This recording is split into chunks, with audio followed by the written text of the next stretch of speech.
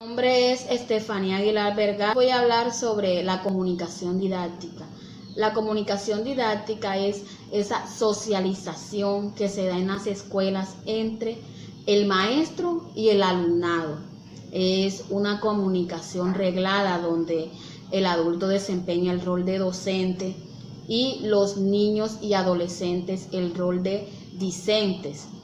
El docente es quien debe tomar la iniciativa para que haya comunicación. Debe organizar, generar y regular la comunicación. Y debido a la capacidad pedagógica que el docente tenga, facilitará o dificultará la comunicación. Es por esto que en las aulas se presentan intercambios comunicativos, pero poca comunicación.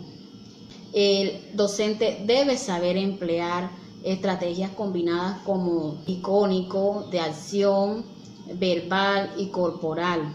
Así el docente será más expresivo, escuchará más y hablará menos.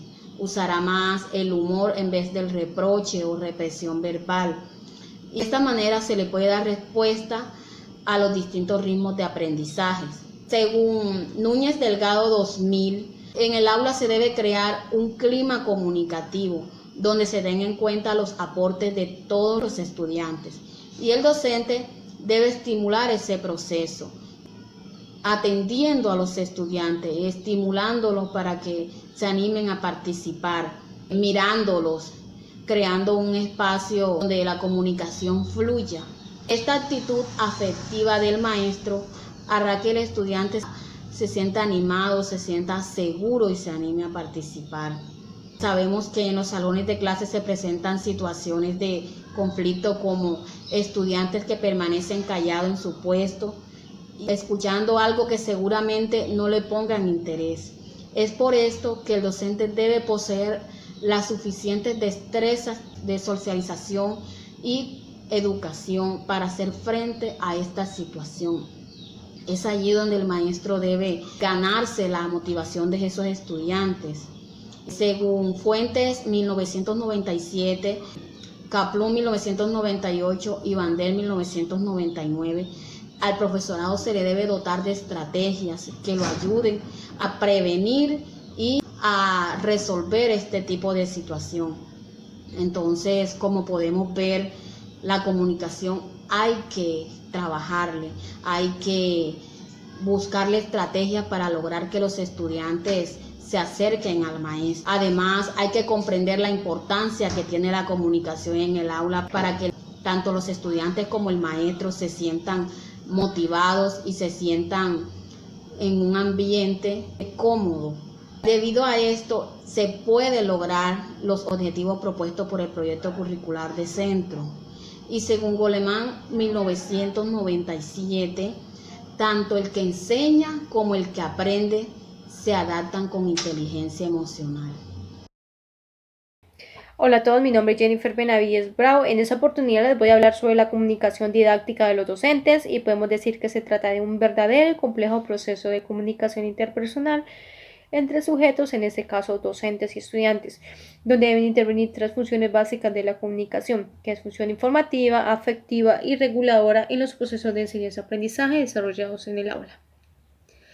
Podemos además decir que la característica más importante de un buen profesor es su capacidad comunicativa para lograr mejorar la calidad de la educación en cualquier nivel. Es preciso decir que la comunicación que el docente establece con los alumnos debe ser eficaz, responsable y orientada al desarrollo educativo.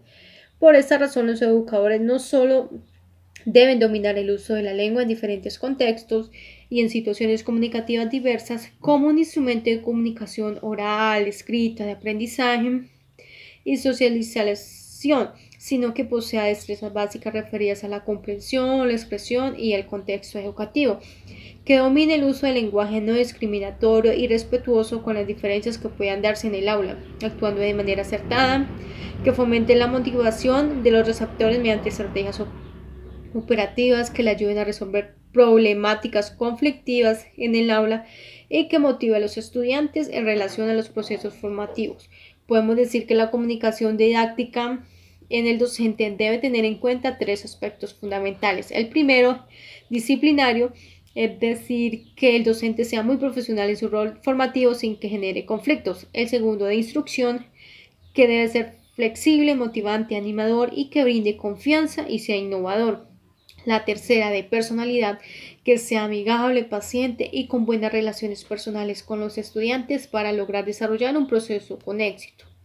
En otras palabras, el docente debe ser un comunicador competente en la profesión pedagógica, no solo en el dominio del proceso comunicativo, sino que además debe saber identificar, interpretar, argumentar y abordar diversas situaciones con base en el lenguaje, integrando el saber hacer y el saber ser, y haciendo uso correcto de los estilos, métodos, estrategias y habilidades que hacen de la comunicación pedagógica un tipo especial de comunicación y de la competencia comunicativa una competencia profesional que lleve a un éxito educativo. Finalmente, podemos decir que un docente dotado de una buena capacidad comunicativa será capaz de lograr la atención de los alumnos en el aula, transmitir la capacidad de expresión y empatía, es decir, dotar a los alumnos de forma espontánea de una gran capacidad comunicativa.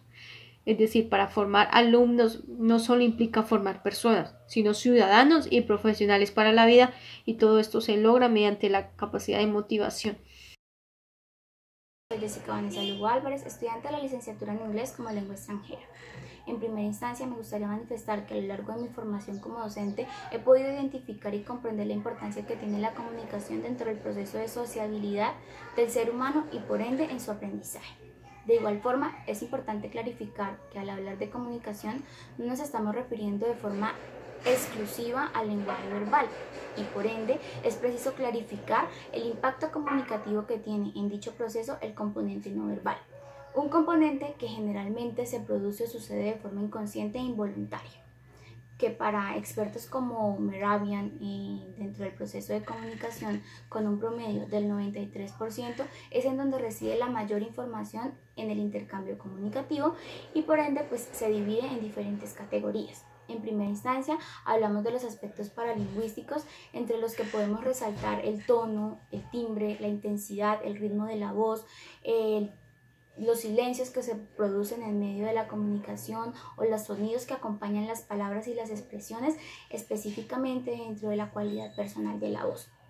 Por otra parte, tenemos los aspectos corporales, entre los que rescatamos los unésicos, los proxémicos y los cronémicos.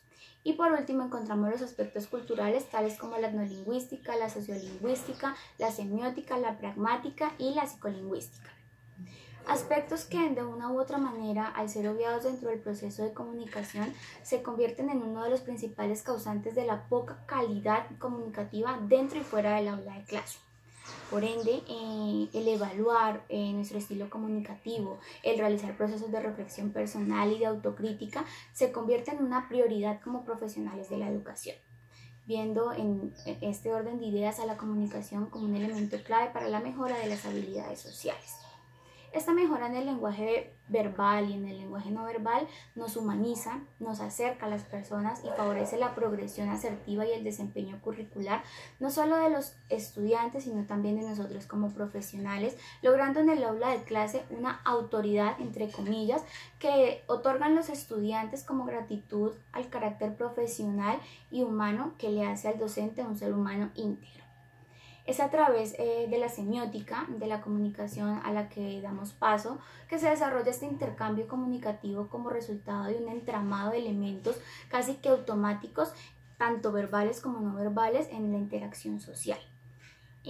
Ahora bien, en el ejercicio docente, la mirada y el saber emplearla y en síntesis las expresiones faciales muestran de una u otra forma nuestro interés, nuestras emociones, cómo percibimos o cómo asumimos ciertas situaciones dentro del aula de clase y cómo podemos a su vez convertirlo en un elemento clave dentro del proceso de formación de los estudiantes.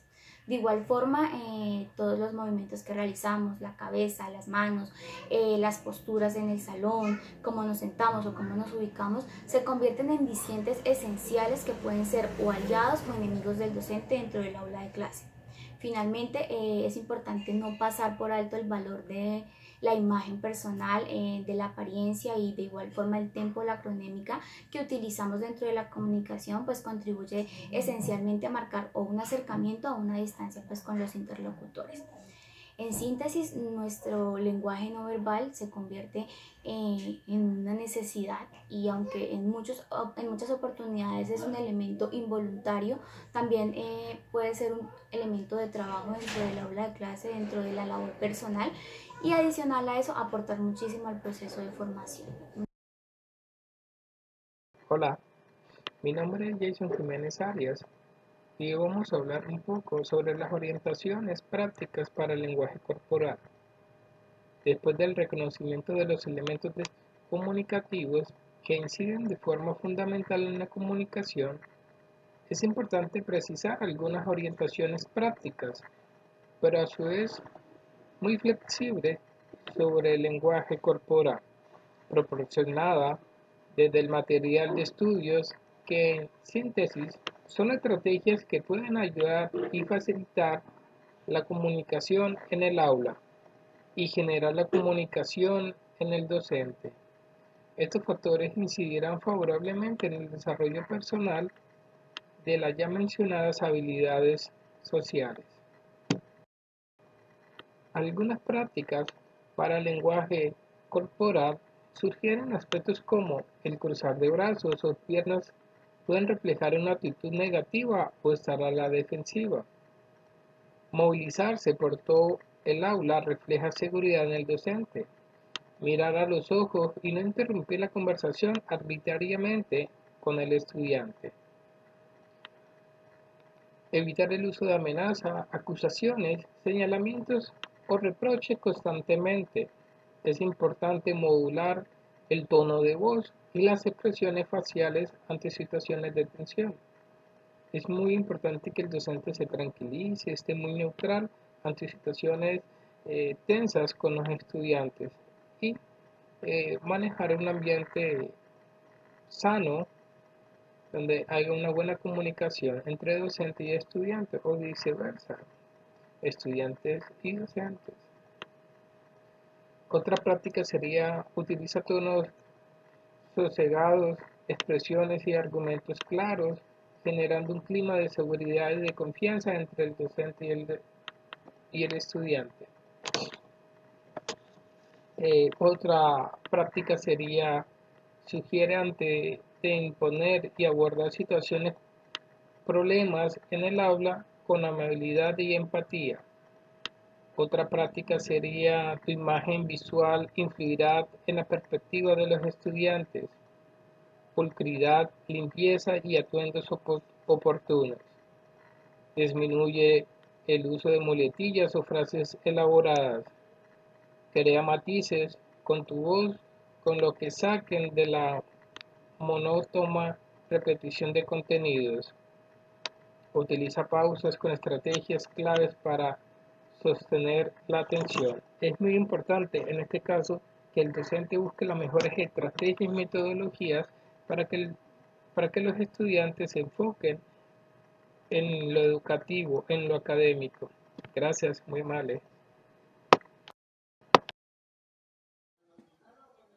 Mi nombre es Vivian Daniela Tapiero y hoy vamos a hablar de cómo generar actitudes comunicativas. Otro ingrediente muy importante es la actitud de escucha activa por parte del profesorado. Por otro lado, las actitudes encaminadas hacia una buena comunicación son las tesis de Carver, 1999. Para esto nos da a entender la gran importancia que tenemos nosotros como futuros docentes de comunicarnos con nuestros estudiantes. Para ello también debemos ser unas personas amigables y no ser enemigos nosotros de nuestros alumnos. Por segundo lugar sería tener un escenario más comunicativo para actuar de manera preventiva frente a los problemas de disciplina. Interpretar una conducta para que ayude más que reprimirla.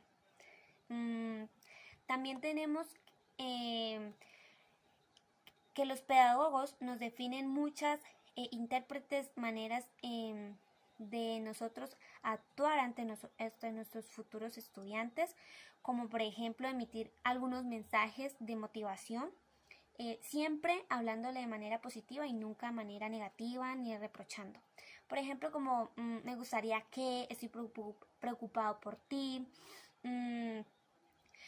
Con ese tipo de mensajes transmitimos confianza y hacen que nos perciban como seres humanos que somos. Expresar sinceramente lo que sentimos, como me encanta verte de nuevo por aquí. También podemos expandirnos a la manera de saludar, de decir hola, de decir chao, no dejar de emplear el por favor o el gracias. Dar otra oportunidad al estudiante para ofrecer lecciones. Quizás en la distancia corta nos parezca que sea como una pérdida de tiempo, pero sabemos que eso no va a ser así. Sabemos que eso lo necesitan los estudiantes para poder aprender cada día más y poder comprender el tema que queremos dar. Siempre todo esto con una mejor actitud y una severa como manera de expresarnos ante ellos. También preocuparnos por ser asertivos, claros y concretos. Las frases generalizadoras suelen decir muy poco. Entre más reducido sea el tema y mejor explicativo sea, ellos van a comprender de una mejor manera. Todo esto ha sido la unidad 1.2 de las habilidades sociales e intervención docente por Jesús Moreno Ramos.